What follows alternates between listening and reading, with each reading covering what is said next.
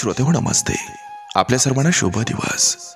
श्रोते हो, आयुष्य जगताना आपलं दिसणं, आपली बुद्धिमत्ता, श्रीमंती इतरांच्या मानानं कमी जास्त असू शकते. म्हणजे कोणी लहान नसतो किंवा कोणी मोठा नसतोय. श्रोते हो, जो तो आपापल्या जागेवर योग्य असतोय. एखादा आपल्यापेक्षा श्रीमंत किंवा इतर कोणत्या गुणांनी वरचढ असेल तर आपण त्याच्याशी तुलना करून कमीपणा वाटून घ्यायचा नसतोय. कारण श्रोते हो, आपण दुसऱ्या कुठल्या तरी बाजूने श्रेष्ठ असू शकतोय. श्रोते हो, तुलना करून श्रेष्ठ कनिष्ठचा गुंता हा वाढवण्यापेक्षा जो जसा आहे ना तसा ठीक समजायचं. आपल्यातील न्यूनगंड काढून आपण एकदम टाकून द्यायचा. प्रत्येकानं स्वतःला आहे तसं स्वीकारणं हे गरजेचं असतंय. आणि श्रोते हो, जर या पद्धतीनं आपण आपलं आयुष्य जगलो तर आपल्या जीवनाचा प्रवास हा सकारात्मक आणि आनंदाचा होऊ शकतो. बघा, पटतंय का? नक्की विचार करा. चला, आजही आपल्यासाठी सुंदर विचारांची ही शिदोरी, ही मालिका अशीच पुढे घेऊन आलोय. चला, करूया सुरुवात सुंदर विचारांना, सुंदर सुविचारांना.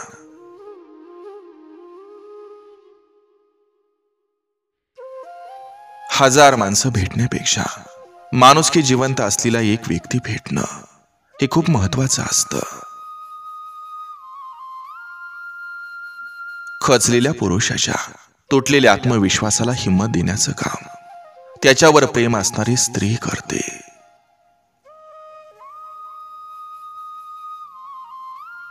आपण कोणाची वाट बघायची नाही. जे आले त्यांना नमस्कार करायचा आणि जे गेले त्यांना रामराम ठोकायचा. आपल्या विचारांची माणसं भेटली की बोलावं हमखास मन मोकळेपणानं. कारण मनानं निर्मळ आणि मन मोकळी माणसं ही सगळ्यांच्या नशिबात नसतात.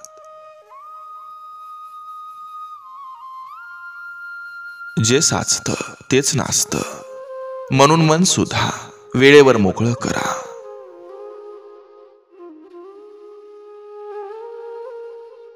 घराबाहेर बुद्धीचा उपयोग करा. कारण बाहेरील जग हे एक बाजार आहे. आणि घरात प्रवेश करताना हृदय घेऊन जा. कारण इथे एक परिवार असतो. माझ्याशिवाय जगू शकणार नाहीस हे बोलण्याचा अधिकार फक्त पैशाला असतो. वेदना हे लक्षण आहे की तुम्ही जिवंत आहात. समस्या हे लक्षण आहे की तुम्ही बलवान आहात. आणि प्रार्थना हे लक्षण आहे की तुम्ही एकटे नाहीत.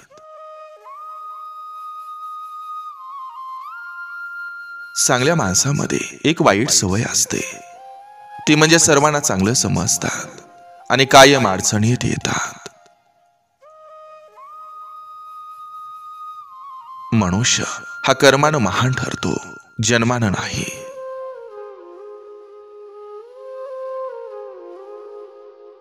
या जगात प्रेम तर सर्वच करतात, पण प्रेमापेक्षा विश्वासाला जास्त किंमत असते.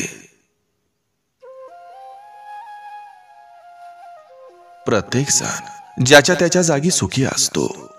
फक्त आपण त्याच्याकडून चुकीच्या अपेक्षा ठेवत असतो. प्रत्येक घरातली कमाई ही कमी जास्त असू शकते, पण भाजीतलं मीठ आणि भाकरीचं पीठ हे सगळ्या घरात सारखंच असतं.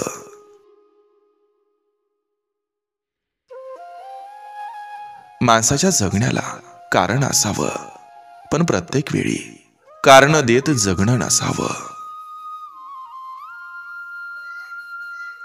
डोळ्यातील पाहणी आणि हृदयातली कहाणी ही कोणाला समजत नसते. तुमचं नाणं हे खरं असून चालत नाही. त्याला वाजवून दाखवण्याची कला ही तुमच्या अंगी असायला हवी.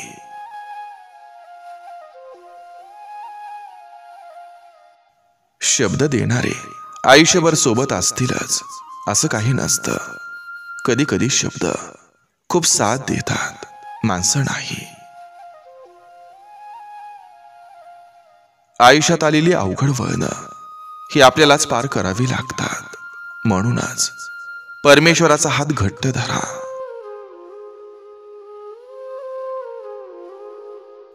गरजेपेक्षा जास्त चांगलं वागणाऱ्यांचा गरज संपल्यानंतर अपमान केला जातो. आपलेच पैसे वर्षभर वापरून परत आपल्यावरच रुसणं, फुगणं, परत मागितल्यावर भांडण करणं यालाच नातेवाईक म्हणतात. अक्कलशून्य लोक दुसऱ्याची निंदा नालस्ती करण्यात सदैव आघाडीवर असतात. कारण निंदा करणं ही एकच गोष्ट अशी की त्यासाठी अक्कल लागत नाही.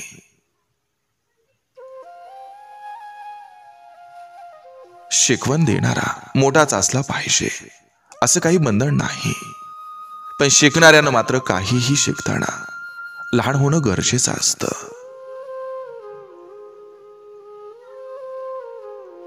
धर्म कोणताही असो, संस्कार चांगले असतील तर धर्माचा आदर करावा हे सांगावं लागत नाही.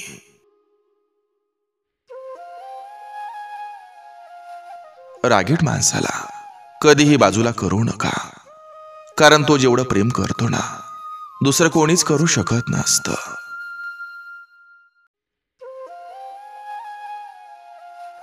आपलं कर्म चांगलं असेल तर जास्त देवधर्म करायची आवश्यकता नसते. आयुष्यानं दिलेल्या सुखदुःखाची बेरीज कधी समान नसते. कणभर सुख हे मनभर दुःखापेक्षा कायम सरस ठरतं. चांगल्या वागणुकीचं आर्थिक मूल्य नसलं तरी चांगल्या वागणुकीत कोट्यावधींची मनं जिंकण्याची शक्ती असते. दुसऱ्याच्या दुःखावर उभारलेल्या स्वतःच्या सुखाचा डोलारा हा ढासळण्यासाठीच असतो.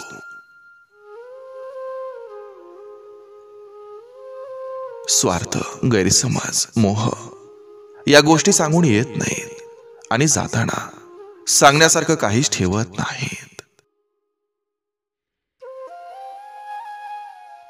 आपली देवावरची भक्ती आणि श्रद्धा जर खरी असेल तर कोणत्याही मार्गानं देव आपल्याला सेवा करायची संधी देतो आणि आपली सेवा देवापर्यंत पोहोचवतो. दिसतं ते सर्व सुंदर नसतं. हृदयात साठवलं जातं ते सुंदर असतं.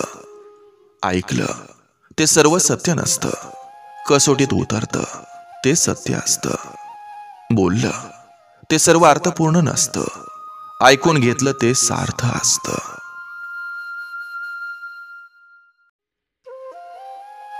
अपेक्षा नव्हत्या फार मोठ्या तेव्हा निस्वार्थी आणि निरागस वागणं होतं.